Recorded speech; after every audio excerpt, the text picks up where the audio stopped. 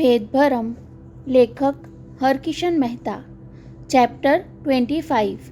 પ્રણયની રમત ક્યારેક સંતાકુકડી જેવું સ્વરૂપ લઈ લે છે. પહેલાં રમનારા સંતાઈ રહેવાની પેરવી કરે, પકડાઈ જવાના ઉચાટમાં તંગ રહે છે. પણ એક સમય એવો આવે છે કે પ્રેમને સંતાડી રાખવાની અકળામણ જાગે અને પકડાઈ જવાય તો શું કરવું એની મથામણ મૂંઝાવ્યા કરે. પ્રિયા હવે એવી અવસ્થામાં આવી ચૂકી હતી. વિવેક સાથેનો સંબંધ દિવસે ને દિવસે નહીં, પડે ને પડે મનમાં વિકસતો જતો હતો. ટેલિફોન પર દરરોજ 1-2 વાર થતી છાની વાતચીત, સંગીત ક્લાસમાં અચૂક ગોઠવાતી છુપી મુલાકાત અને ક્યારેક દાદાજીને મળવા આવવાને બહાને ઘેર આવી ચડતા વિવેકને એકીટશે જોતા રહીને કીકીમાં કેદ કરી લીધેલી તેની મુખાકૃતિનું કલાકો સુધી સ્મરણ કરતા રહેવાની ચેષ્ટાએ પ્રિયાને ઘેલી બનાવી દીધી હતી. પ્રત્યેક મિલન પ્રણયની પ્યાસ બુઝાવતા શીતળ જળના ટીપા જેવું બની જતું. તેનાથી તરસ छिपाવાને બદલે વધુ તીવ્ર બની જતી અને બીજા મિલનનો તરફડાટ જગાવી જતી. પ્રિયાને પહેલીવાર અફસોસ જાગ્યો કે પોતાની કોઈ સખી નથી જે આ પ્રણય સંબંધની છેડછાડ કરીને પોતાના દિલને બહેલાવે. પહેલીવાર તેને તેની માતાની ગેરહાજરી વધુ વસમી લાગી, જેની પાસે પોતે આ છાની વાત ઉઘાડી કરી શકે. પહેલીવાર તેને પિતાની છાયાનો અભાવ અસહ્ય લાગ્યો, જે દૂર રહીને વિવેક સાથેનો પોતાનો સંબંધ સ્વીકારી ચૂક્યા હતા, પણ સાથે રહીને દાદાજીની સંમતિ મેળવવામાં સહાયરૂપ થઈ શકતા ન હતા. એક પરાયાને પોતાનો કરવાના સંજોગો ઘટ્ટ બની રહ્યા હતા, ત્યારે જ પોતાનું કોઈ નહીં હોવાનો વસવસો પ્રિયાને વસમો લાગતો હતો. દાદાજી પોતાના હોવા છતાં કોણ જાણે કેમ પ્રિયા બંનેની વચ્ચે એક પેઢીનું અંતર મહેસૂસ કરતી હતી. સુપી, આજકાલ તું ક્યારેક બહુ આનંદમાં દેખાય છે, તો કોઈ વાર બહુ ઊંડા વિચારમાં પડી જાય છે.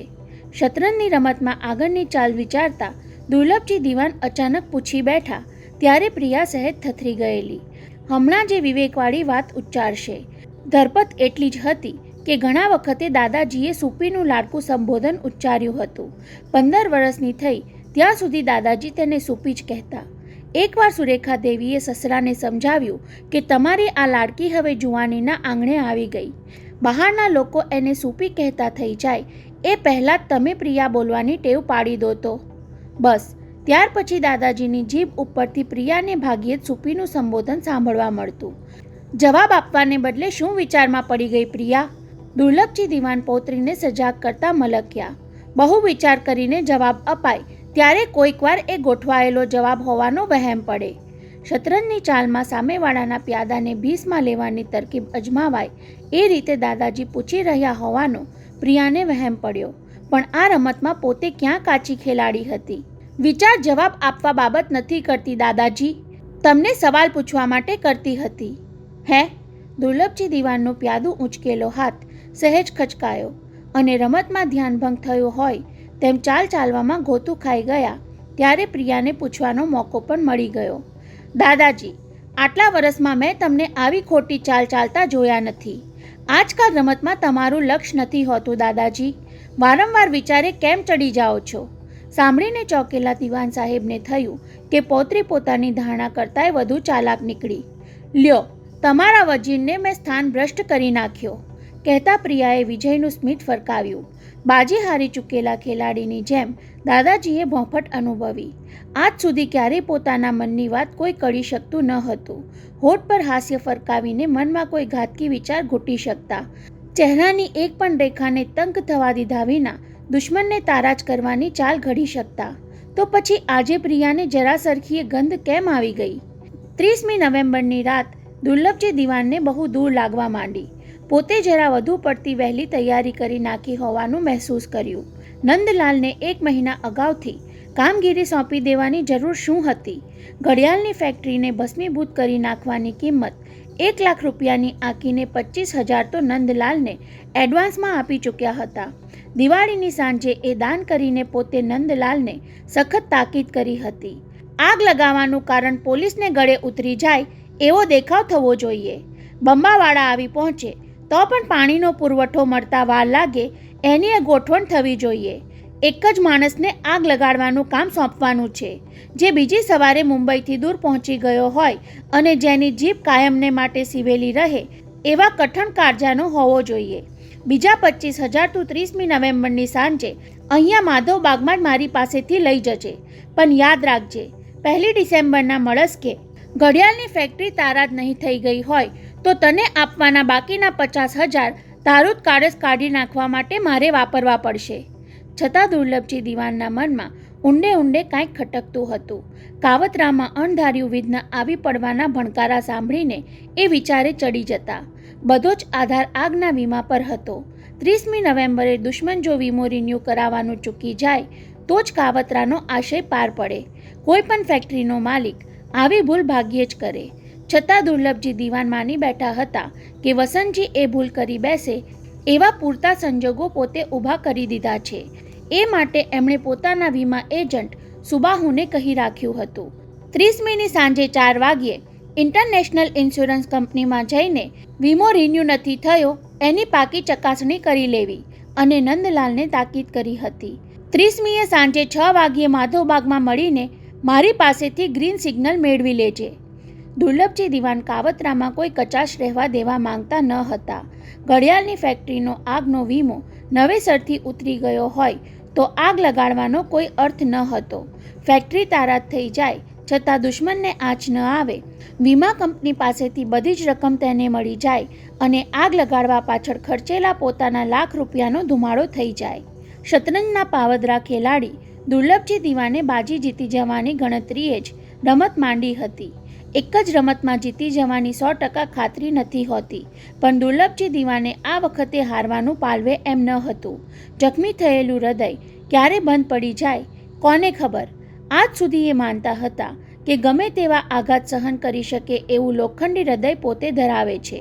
પણ દિવાળીની આગલી રાતે અચાનક ઊંઘમાંથી ઉઠી જઈને ધાર્યું ન હતું એવું દ્રશ્ય જોઈને હૃદયમાં અસહ્ય પીડા ઉપડી હતી. બાથરૂમ જવા માટે ઉઠી ગયા પછી ઊંઘ આવતી ન હતી એટલે દીવાનખાનામાં લટાર મારવા લાગ્યા. મનમાં જાત જાતના તર્ક લટાર મારતા હતા. વધુ પડતા વિચાર પણ માણસને થકવી નાખે છે. ત્યારે મનને બીજે વાળવા માટે તેણે ફાંફા મારવા પડે છે. રાત્રે 2:15 વાગ્યે દુર્લભજી દિવાને શતરંજ રમવાની ઈચ્છા જાગી ઉઠી. પ્રિયાને જગાડવા માટે એ તેના બેડરૂમ સુધી પહોંચ્યા. ત્યાં વિચાર આવ્યો, મને ઊંઘ નથી આવતી એટલા ખાતર એ બિચારીને શું કામ ઉજાગરો કરાવવો, અને ફરી લટાર મારવાનું ચાલુ કર્યું. મનને પ્રિયાના વિચારમાં પરોવ્યું. બસ 30મીનું કામ પતી જાય એટલે પ્રિયાને વળાવવાની તૈયારી કરવા માંડું. નહીં, વળાવવાની તૈયારી શું કામ, પરણાવવાની તૈયારી કરવી છે. પ્રિયા ચાલી જાય તો હું ઘરમાં એકલો કેમ જીવી શકું? આ બધું બીજા કોને ભોગવવાનું છે? પ્રિયાને જમાઈ અહીંયા જ રહે તો ખોટું શું? વિવેક સારો છોકરો છે. પ્રિયા તેની સાથે હળીમળી ગઈ છે. વિવેકના ઘરમાં એક માં સિવાય બીજું કોઈ છે નહીં. માં સમજુ હશે તો દીકરા વહુ સાથે અહીં દિવાન સદનમાં રહેવાની આનાકાની નહીં કરે, પણ પ્રિયા આવી વ્યવસ્થા માટે સંમત થશે? આ સવાલના સળવળાટે દુર્લભજી દિવાનને ફરી પ્રિયાના બેડરૂમ તરફ ધકેલ્યા. હવે તો એને જગાડવી જ પડશે. રાત્રે 2:30 વાગ્યે ભર ઊંઘમાંથી કન્યાને ઉઠાડીને એના લગ્નનો પ્રસ્તાવ મૂકવાનું કદાચ કોઈ વડીલને સૂઝ્યું નહીં હોય. હોશભેર એમણે પ્રિયાના એર કન્ડિશન શયનખંડનું બારણું ઉઘાડીને દિવાલ પરની સ્વિચ દબાવી હતી. પ્રિયા, લાડથી તેમણે સાથ પાડેલો, પણ પલંગની ખાલી પથારી જોતાં જ એ હેપતાઈ ગયા હતા. એ ક્યાં ગઈ? બે બાકડા થઈને ઘરના બધા ઓરડા ફરી વળેલા. મનમાં અનેક શંકાઓ ઉગી નીકળી હતી.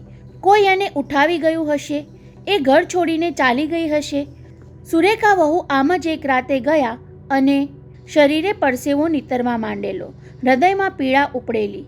પૌત્રી ઘર છોડીને જાય એ માન્યામાં નહોતું આવતું. કોઈ તેને ઉઠાવી જાય એ શક્ય લાગતું ન હતું. તો પછી શું થયું? ક્યાં ગઈ? કોને પૂછવું? નર્સ દિવાળીની રજા ગાળવા પૂના ગઈ હતી. ઘરના બંને નોકરો નીચે ગેરેજમાં સૂતા હતા. કદાચ ચોકીદારને ખબર હશે એવા અનુમાન સાથે દુર્લભજી દિવાન બારી પાસે ગયેલા.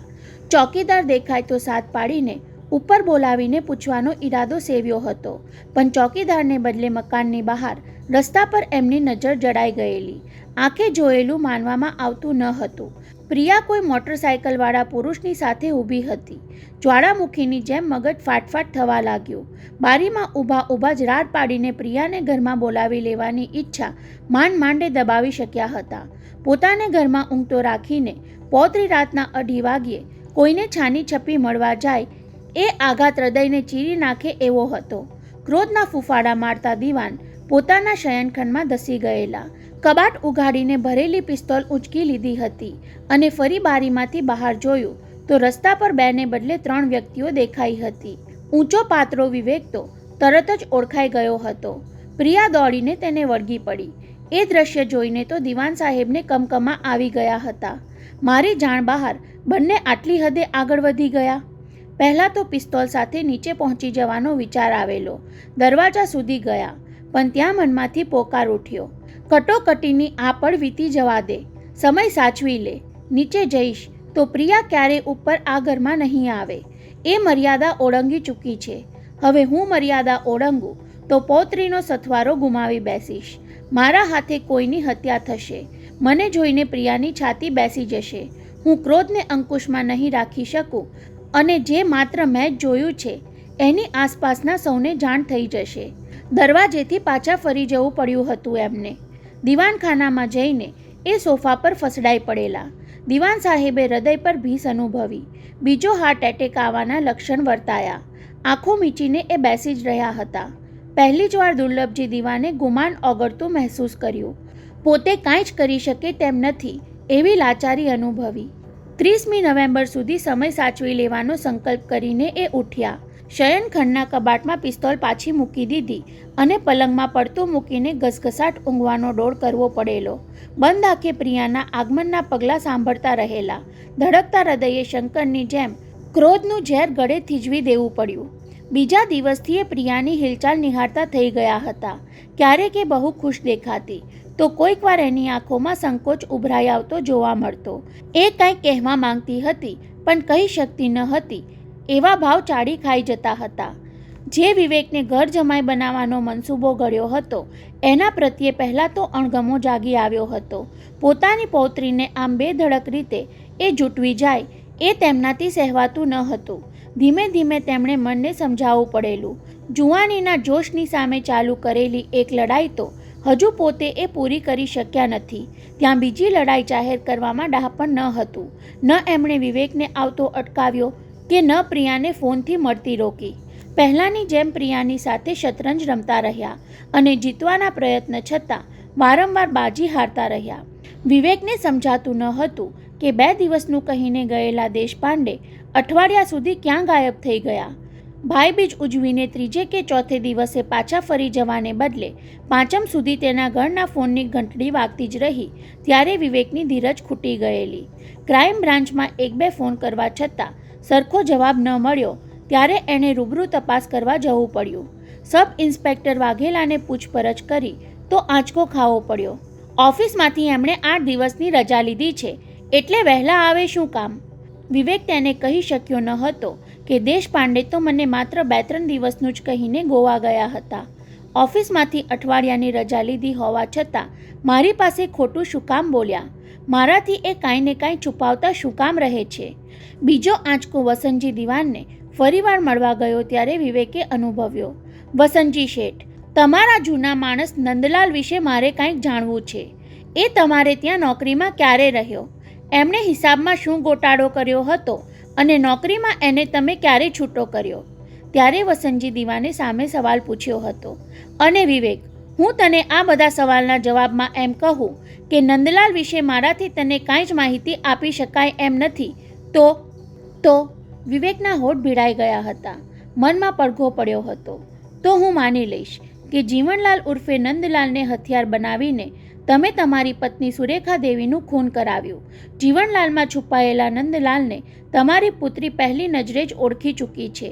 માત્ર એને એટલી જાણ નથી કે નંદલાલ સાથે એના પિતા વસંતજી અને દાદા દુર્લભજીને હજુય કાંઈ સંબંધ છે. તે જવાબ ના આપ્યો વિવેક. વસંતજીએ તેના બંધ હોઠ પર તાકીને પૂછી લીધું હતું. નંદલાલ વિશે ઘણું બધું જાણી લેવાથી તને શું લાભ થવાનો?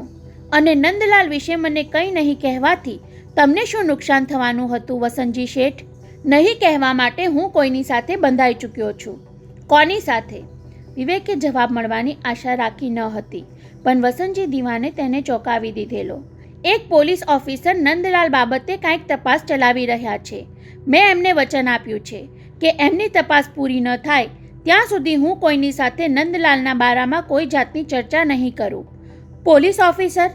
વિવેકના હોઠ ધ્રુજી ઉઠ્યા હતા. શું નામ એમનું? નામ? વસંતજી ન કહેવા માંગતા હોય તેમ અટકીને બોલ્યા હતા. એમનું નામ કહેવું ન જોઈએ, છતાં તને કહેવામાં વાંધો નથી.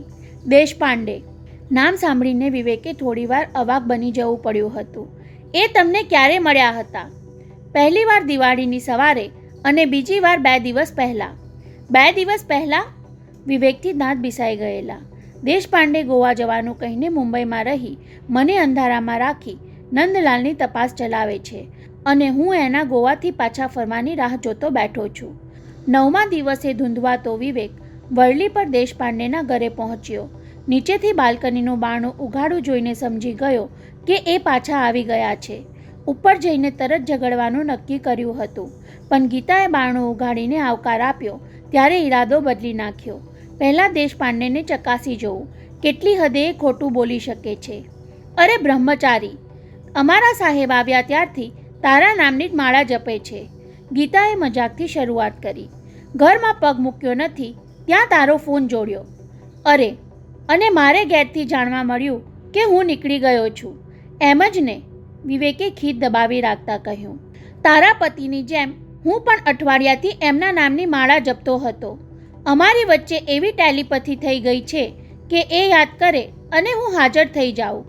ગીતા કાંઈક બોલવા જાય ત્યાં તો દેશપાંડેનો અવાજ સંભળાયો. તારી વાત સાચી છે વિવેક, હું નહાતા નહાતા પણ તને જ યાદ કરતો હતો. કમરે વીંટળાયેલો ટુવાલ ટાઈટ કરતા દેશપાંડે બાથરૂમમાંથી બહાર આવ્યા ત્યારે વિવેકને એવો ગુસ્સો આવ્યો કે એનો ટુવાલ ખેંચી લઉં. ગોવામાં બહુ રોકાઈ ગયા દેશપાંડે? ઉલટ તપાસ ન લાગે એ રીતે તેણે પૂછ્યું. કહી ગયા હતા 2 દિવસનું અને દર્શન થયા 9 દિવસે. શું થાય? દેશપાંડે ખોટું બોલવાના કોઈ જાતના ખચકાટ વગર માથાના ભીના વાળ પર હાથ ફેરવતા કહ્યું. વતનની માયા એવી છે કે 9 દિવસ પણ ક્યાં વીતી ગયા એની ખબર ન પડી, પણ મને ખબર પડી ગઈ કે આપ સાહેબ 2 દિવસ નહીં અઠવાડિયાની રજા લઈને ગોવા ગયા હતા. એટલે તું મારી ઓફિસે પૂછપરછ કરી આવ્યો એમ ને? દેશપાંડે જરા સરખો પણ આંચકો અનુભવ્યા વગર કહ્યું. જવું તો હતું 2 દિવસ માટે, પણ અઠવાડિયાની રજા લઈને ગયેલો. એ જ વખતે ગીતા ચા નાસ્તો લઈને આવી. તમે બંને અઠવાડિયાનો વિયોગ ખંખેરી નાખવા વાતોએ ચડી જાઓ તે પહેલાં નાસ્તાને ન્યાય આપી દો, પછી હું અઠવાડિયાનું અવાવરું ઘર સાફ કરવામાં લાગી જાઉં. નહીં ગીતા, વિવેકે પહેલો ફટકો ઉગામ્યો. અવાવરું ઘર તો પછી એ સાફ થશે. પહેલાં મારે તારા પતિના અવાવરું મનના જાડા ઝાપટવા છે. ગીતા અને દેશપાંડે ચોંકીને તેની સામે જોઈ રહ્યા. વિવેકનો ચહેરો લાલાશ પકડતો દેખાયો. ગીતા, ગુનેગારો સાથે રહીને તમારા આ પતિરાજ પણ અડધા ગુનેગાર બની ગયા છે. બ્રહ્મચારી, તું તારી પ્રિયા સાથે ઝઘડીને તો નથી આવ્યો ને? નહીં ગીતા, હું તારા પ્રિયતમ સાથે ઝઘડવા આવ્યો છું. વિવેક ઊંચા અવાજે બોલી ગયો. એ ભાઈ સાહેબ ગોવા ગયા જ નથી. ત્યારે ગીતાએ દેશપાંડેને બદલે વિવેક સામે દાંત પીસ્યા. તું બુદ્ધિનોએ બ્રહ્મચારી બની ગયો કે શું? અમે બંને સાથે ગોવાથી પાછા ફર્યા છતાં તને દેશપાંડે મુંબઈમાં ક્યાં દેખાયો? કે પછી તને હવે ગમે તે માણસમાં દેશપાંડે દેખાવા માંડ્યો? એની મજાક પર વિવેક હસી શક્યો નહીં, તેમ ગીતા ખોટું બોલતી હોય એવું પણ માની શક્યો નહીં. 2 પળની ખામોશીમાં તેના મગજમાં ઝબકારો થયો.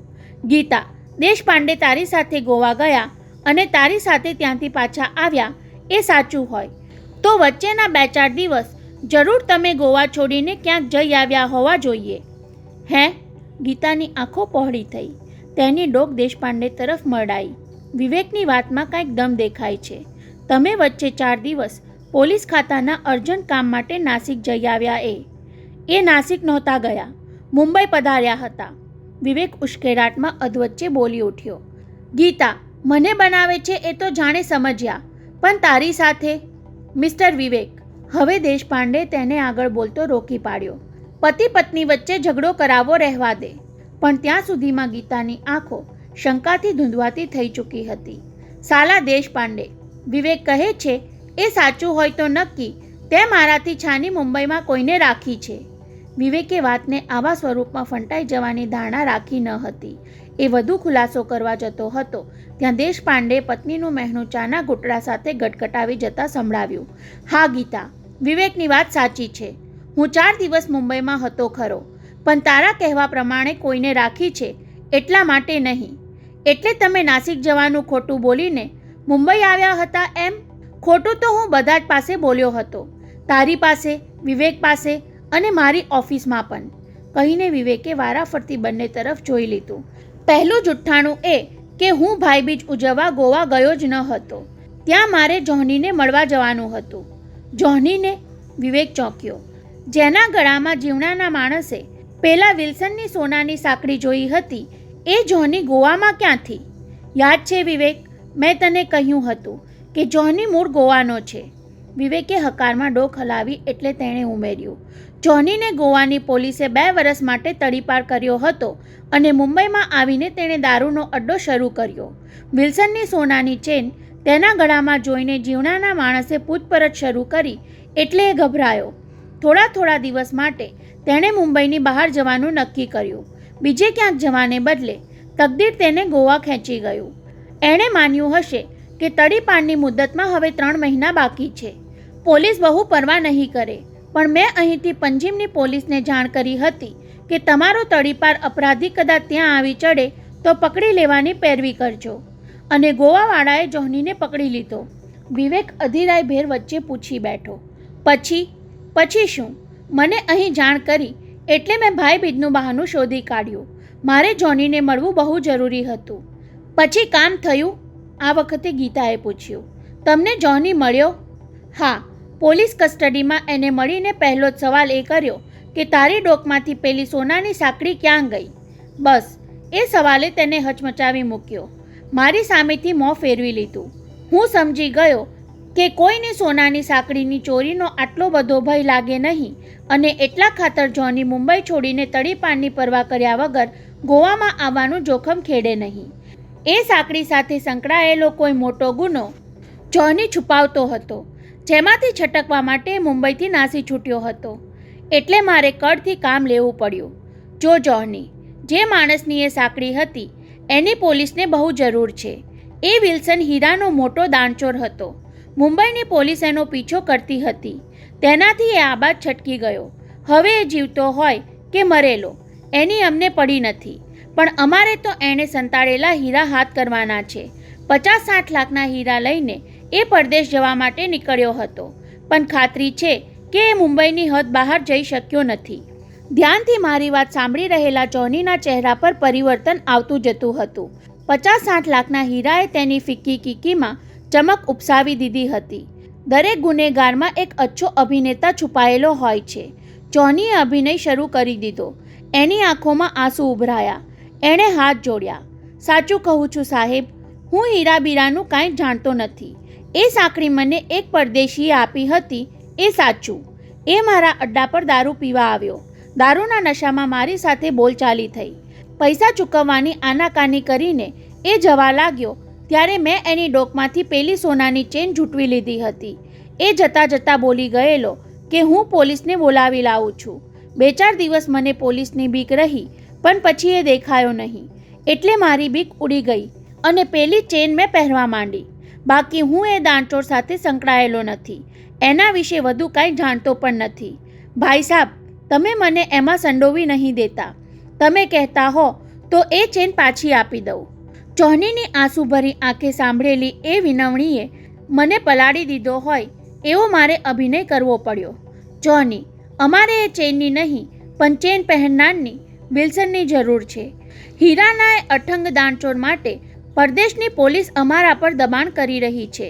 ત્યારે જોહનીએ ફેરવીને મને ખાતરી આપી કે એ વિલ્સન વિશે પોતે ખરેખર કાંઈ જાણતો નથી અને મેં એ ખાતરીને સ્વીકારી લીધી હોય તેમ એને ધરપત આપી.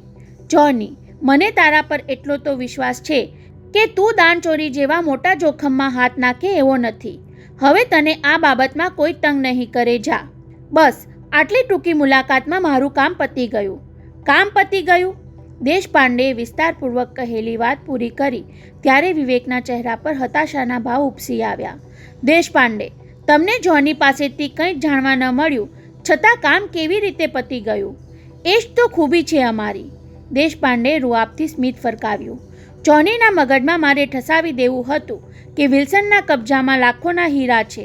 જેવો એ પંજીમ પોલીસના પંજામાંથી છૂટશે કે સીધો મુંબઈ ધસી આવશે. એ વિલ્સનનો પીછો કરશે અને આપણને એનો પણ વિવેક પૂછવા જતો હતો કે 16 મહિના અગાઉ સુરેખા દેવીના હીરા તફડાવી જનાર વિલ્સન અત્યાર સુધી મુંબઈમાં થોડો બેસી રહ્યો હશે. તેને બદલે વિવેકની અધીરાઈએ સવાલ ફંટાવી દીધો. દેશપાંડે, તમારે ગોવાથી છાનામાના મુંબઈ શું કામ આવવું પડ્યું? જીવનલાલ ઉર્ફે નંદલાલની પૂછપરછ માટે વસંતજી દિવાનને વિશ્વાસમાં લેવાની શું જરૂર પડી? સાંભળીને દેશપાંડેના ચહેરાના ભાવ પલટાઈ ગયા. થોડીવાર વિવેકની સામે તે ગુરકતા રહ્યા, પછી હસી પડ્યા. ગીતા, તારો આ બ્રહ્મચારી મારી સંગતમાં રહીને ડિટેક્ટિવ જેવો બની ગયો. સાલો કહેવામાં લાડ હતો કે રોષ એ વિવેકને સમજાયું નહીં. દેશપાંડેએ 4 મિનાર સળગાવી, 2-4 ફૂંક લીધી. ત્યાં સુધી એ ગળમથલ ચાલુ રહી. ગીતાને આ બે પુરુષો વચ્ચે ચાલી રહેલી ઉંદર બિલાડીની રમત જોવામાં ગમ્મત પડતી હતી. જીવનલાલ ઉર્ફે નંદલાલ. જીવનલાલમાં છુપાયેલા નંદલાલનો પરિચય પ્રિયાએ કરાવી આપ્યો. તેમાં જ આપણે અડધી બાજી જીતી ગયા. વિવેક, 4 દિવસના મુંબઈના ગુપ્તાવાસમાં મેં એ નંદલાલમાં છુપાયેલા ચમનલાલને શોધી કાઢ્યો. ચમનલાલ? વિવેક હેપતાઈ ગયો. જીવનલાલના કેટલા રૂપ છે? અસલી રૂપ એટલે ચમનલાલ. પોલીસના ચોપડામાં ચમનલાલ 420, 3 વખત જેલ જઈ આવેલો, બ્લેકમેલિંગ કરવામાં પાવદરો અને ગમે તેવા અવાજની નકલ કરવામાં એક્કો. અવાજની નકલ?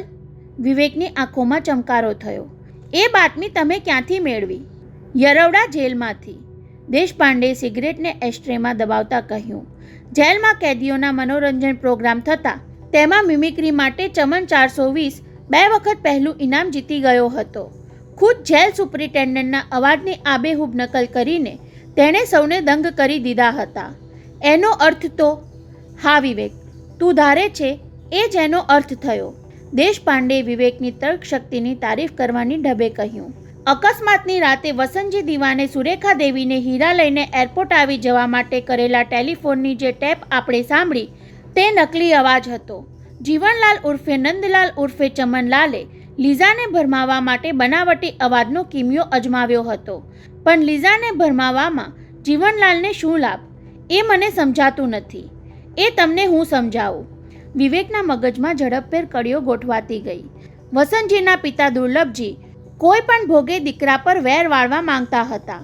પત્ની અને પુત્રીને ત્યજી દઈ વિદેશી પ્રેમિકાથી થયેલી પુત્રી સાથે વસંતજી સુખેથી જીવે તે તેનાથી જીરવાતું ન હતું. બાપ દીકરીને જુદા પાડવા માટે દુર્લભજી દિવાને નંદલાલને સાધ્યો. નંદલાલ એટલે કે ચમનલાલે વસંતજી દિવાનના અવાજવાળી ટેપ ઉતારીને લીઝાને પહોંચતી કરી અને આપણી જેમ લીઝા પણ માની બેઠી કે વસંતજી દિવાન એની પત્નીનો ખૂની છે. લીઝા એના પિતાને ત્યજી ગઈ. દુર્લભજી દિવાનની જીત થઈ અને નંદલાલને બદલામાં હજારોની કમાણી થઈ. પણ દેશપાંડેને વિવેકના કથનમાં કંઈક શંકા જાગતી હોય તેમ બોલતા બોલતા રોકાઈ ગયા.